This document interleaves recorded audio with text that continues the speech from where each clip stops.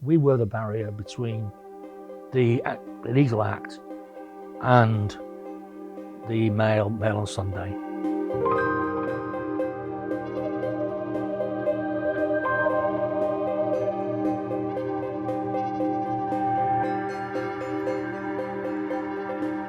None of his journalists or freelancers hadn't obtained any of their stories from accessing voicemails. Yes, I can be very confident because those journalists are journalists of integrity.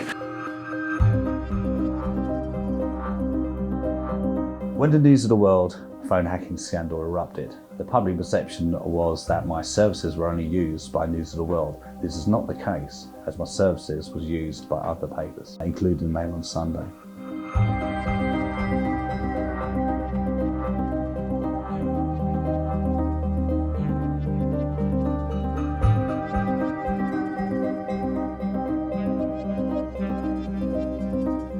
To avoid a newspaper being accused of using illicit means to gather information, it was useful to have a private detective who you could blame if you needed to.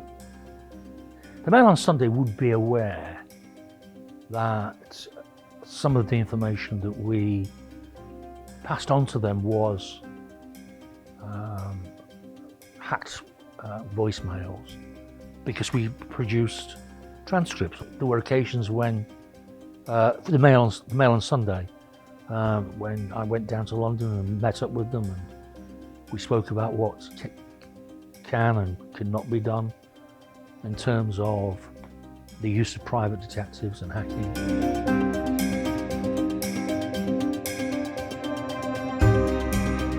Sadie Frost, Simon Hughes and Ben Noakes are three key examples of work commissioned by Greg Miskiw that ended up in the Mail on Sunday.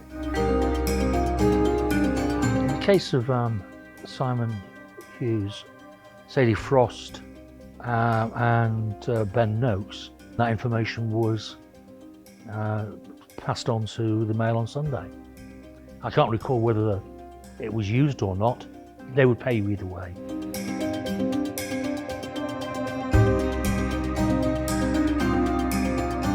Phone hacking was not practiced by the Mail on Sunday or the Daily Mail. You know that because I gave this inquiry my unequivocal assurances on that.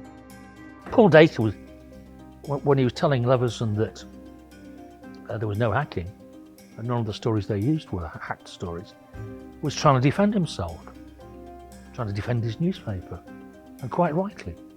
Why should he throw his newspaper under a bus? No newspaper is going to admit, and I include the Mail on Sunday, News of the World, The Sun, is going to admit to committing illegal acts. What they're going to do is deny it until it reaches a point where somebody presents them with substantive evidence that happened.